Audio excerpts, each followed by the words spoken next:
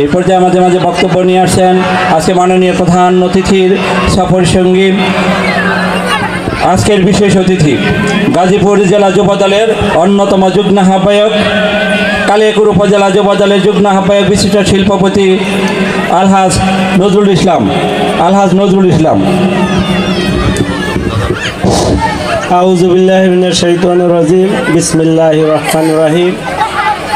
সোলাটিয়া প্রাথমিক বিদ্যালয় কর্তৃক আয়োজিত আজকে এই বার্ষিক ক্রীড়া প্রতিযোগিতার পুরস্কার বিতরণ অনুষ্ঠানের সম্মানিত সভাপতি আমার শ্রদ্ধাভাজন বড় ভাই অ্যাডভোকেট আলম ভাই, আজকের অনুষ্ঠানে প্রধান অতিথি হিসাবে উপস্থিত হয়েছেন আমাদের গাজীপুর এক আসনের অভিভাবক, গাজীপুর এক আসনের কর্ণধার, গাজীপুর জেলা বিএনপির সাবেক সাংগঠনিক সম্পাদক, গাজীপুর জেলা বিএনপির নবগঠিত আহ্বায়ক কমিটির সংগ্রামী যুগ্ম আহ্বায়ক, বাংলাদেশ সুপ্রিম কোর্টের সিনিয়র আইনজীবী, আমার প্রিয় নেতা ডক্টর মির্শাদ চৌধুরী ইশরাক আহমেদ সিদ্দিকী। আজকের অনুষ্ঠানের উদ্বোধক হিসাবে উপস্থিত হয়েছেন সাবেক এমপি, সাবেক মন্ত্রী, জাতীয় নেতা চৌধুরী তানভীর আহমেদ সিদ্দিকীর রাজনৈতিক সমন্বয়কারী, গাজীপুর জেলা বিএনপির সাবেক তাঁতি বিষয়ক সম্পাদক, বিশিষ্ট ব্যবসায়ী আলহাজ এম আনোয়ার হোসেন। বিশেষ অতিথি হিসাবে উপস্থিত আছেন আমাদের মৌচাক ইউনিয়নের সাবেক মন্ত্রী, জাতীয় নেতা চৌধুরী তানভীর আহমেদ সিদ্দিকী। ঐক্যবদ্ধ করতেছেন যে দেশের আগামী দিনের বাংলাদেশ জাতীয়তাবাদী দলের প্রধানমন্ত্রী হবেন আমাদের ভারপ্রাপ্ত চেয়ারম্যান তারেক রহমান। তিনি গাজীপুর এক আসনের অভিভাবক কারে বানিয়েছেন, কাকে দায়িত্ব দিয়েছেন, সেকেন্ড ম্যান হলো আজকের অনুষ্ঠানের প্রধান অতিথি। কথাটাকে আমি ভুল বললাম নাকি আপনাদের সামনে? না ঠিক আছে? ঠিক আছে না বেশি? আপনারা জানেন যদি তারা এত বড় এমপি প্রার্থী হতে পারত, যদি বাংলাদেশ জাতীয়তাবাদী দলের ধানের শীষের টিকিট যদি তারা পাইতো জাতীয় নেতা চৌধুরী তানভীর আহমেদ সিদ্দিকীর পরিবারের বাইরে, তাহলে 2018 সালে সর্বোচ্চ সুযোগ ছিল তারা ধানের শীষের টিকিট নেওয়ার জন্য।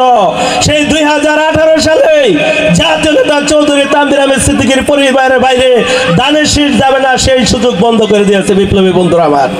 এখনো যদি আপনারা না বুঝেন, যদি কোনো ভাইয়ের গোলামি করেন, কোনো ভাইয়ের দাবেদারি করেন, বাংলাদেশ জাতীয়তাবাদী দলের থাইকা যদি দলের শৃঙ্খলা নষ্ট করেন, অবশ্যই সাংগঠনিকভাবে আপনাদের বিরুদ্ধে ব্যবস্থা নেওয়া হবে।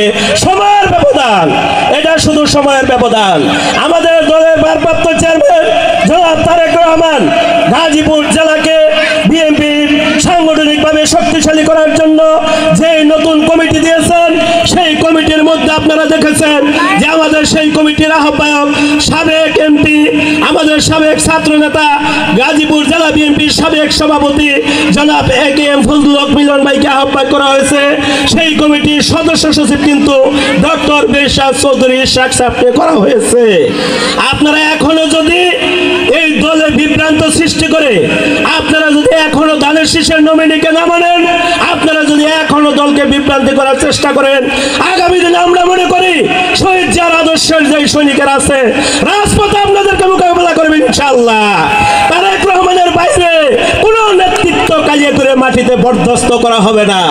আমরা দেখেছি যে স্বাধীনতার পর থেকে আমরা মনে করি গাজীপুর এক আসনের মধ্যে আমরা জাতীয় নেতা চৌধুরী তানভীর আহমেদ সিদ্দিকীকে আওয়ামী লীগের ক্ষমতায় ফেল করানোর জন্য আওয়ামী লীগ তানভীর সিদ্দিকীকে ফেল করাইতে পারে নাই, ফেল করাইছে আজকে যারা ষড়যন্ত্রে লিপ্ত, সেই সময় তারাই জাতীয় নেতা চৌধুরী তানভীর আহমেদ সিদ্দিকীকে ফেল করাইছে। আজকে যারা বলে, মাইকে বলে, মঞ্চে বলে যে নেতা মানে জাতীয় নেতা চৌধুরী তানভীর আহমেদ সিদ্দিকী, আমরাই তার কর্মী, আবার পাক লয় কি যে গাজীপুর জেলা বিএনপির সদস্য সচিব মানে না। এই নেতাদের চরিত্র আপনারা আজকে থেকে কেয়ারফুল হয়ে যান, আপনারা আজকে থেকে দলের মূল স্রোতে এসে যান, আর না হলে দলের কোনো অবস্থায় আপনাদেরকে থাকার সুযোগ দেওয়া হবে না। আমরা চাই তারেক রহমান যেভাবে দলকে গঠন করার জন্য নির্দেশনা দিয়েছে, সেভাবেই নির্দেশনা দল আমরা গঠন করব। তার বাইরে যদি কোনো বেশি শক্তি প্রয়োগ করতে চান, সেই শক্তি প্রতিরোধ করেই তারেক রহমানের স্বপ্ন বাস্তবায়ন করা হবে কালিয়াকৈর মাটিতে। আমরা মনে করি সন্ত্রাস, মাস্তান, চাঁদাবাজ যারা জমি দখল করেছে, মানুষের কাছ থেকে লক্ষ লক্ষ টাকা চাঁদা নিয়েছে, কালিয়াকৈর মাটিতে তাদের নেতৃত্ব প্রতিষ্ঠা করতে দেওয়া হবে না। সেই হিসাবে আমরা আপনাদের কাছে বিনয় অনুরোধ রাখবো, আমাদের তারেক রহমান যে দায়িত্ব দিয়েছেন গাজীপুর 1 আসনের মধ্যে বিএনপিকে ঐক্যবদ্ধ করার জন্য, সেই ঐক্যবদ্ধের মধ্যে ডক্টর ব্যারিস্টার চৌধুরী ইশরাক আহমেদ সিদ্দিকীর নেতৃত্বে আপনারা যারা এই স্বৈরাচারী শেখ হাসিনার আমলে সকল সুযোগ সুবিধা নিয়েছে, এই স্বৈরাচারী শেখ হাসিনার পেটুয়া বাহিনী দিয়ে সুযোগ সুবিধা নিয়েছে, এই শেখ হাসিনার সরকারের যে মুক্তিযোদ্ধা প্রজন্ম মন্ত্রী ছিল তার সাথে হাত করে আজকের দিনে তারা বিএনপি করেছে, রাইতে আওয়ামী লীগ করেছে, এই সমস্ত নেতারা যাতে কোনো ইউনিয়নে কোনো ওয়ার্ডে বিএনপির কোনো কমিটিতে ঢুকতে না পারে, ওয়ার্ড পর্যায় থেকে তাদেরকে প্রতিরোধ করার জন্য আহ্বান জানাচ্ছি আমি। তার কারণ হলো 16 বছর সুযোগ সুবিধা নেওয়ার কারণে স্বৈরাচারী শেখ হাসিনা সরকারকে আমরা পতন করতে পারি নাই। তারা ছিল দিনে বিএনপি, রাইতে আওয়ামী লীগ। এই আওয়ামী লীগ দিয়ে আমরা বিএনপিকে গঠন করতে চাই না। আমরা চাই শহীদ প্রেসিডেন্ট জিয়াউর রহমানের আদর্শের বিএনপি দিয়ে দল গঠন করার জন্য। আমরা চাই আগামী দিনের প্রধানমন্ত্রী জনাব তারেক রহমানের নেতৃত্বে যেই বিএনপি প্রতিষ্ঠা হবে সেই বিএনপির নেতৃত্বে বিএনপিকে প্রতিষ্ঠা করার জন্য। তাই আপনারা আমাদের প্রধান অতিথিকে প্রত্যেকটা মহল্লায় মহল্লায়, প্রত্যেকটা ওয়ার্ডে ওয়ার্ডে, প্রত্যেকটা ইউনিয়নে যাতে দলের নির্যাতিত নিপীড়িত যারা এই স্বৈরাচারী শেখ হাসিনার পতনের জন্য আন্দোলন সংগ্রাম করতে গিয়ে মামলা খাইছে, দাঁত ভাঙছে, পাও ভাঙছে, বাড়ি ছাড়া ঘর ছাড়া ছিল, তাদেরকে সর্বোচ্চ জায়গায় সম্মান দিয়ে কমিটি করার আহ্বান জানিয়ে এবং ডক্টর ব্যারিস্টার চৌধুরী ইশরাক আহমেদ সিদ্দিকীর হাতকে শক্তিশালী করার আহ্বান জানিয়ে আগামী দিনে ধানের শীষের নির্বাচন নিয়ে আজকের প্রধান অতিথি যেমনিভাবে 2018 সালে নির্বাচনে এসেছিল, আমরা মনে করি আগামী দিনে 2025 সালের নির্বাচনে আমাদের প্রধান অতিথি ধানের শীষের নির্বাচন করবে। আজকে থেকে আপনারা প্রচারণা চালাবেন ধানের শীষ ডক্টর ব্যারিস্টার চৌধুরী ইশরাক আহমেদ সিদ্দিকীর কাছে, ধানের শীষ চৌধুরী তানভীর আহমেদ সিদ্দিকীর কাছে। সেই প্রচারণা চালায় আহ্বান জানিয়ে আমার বক্তব্য আমি এখানে শেষ করছি।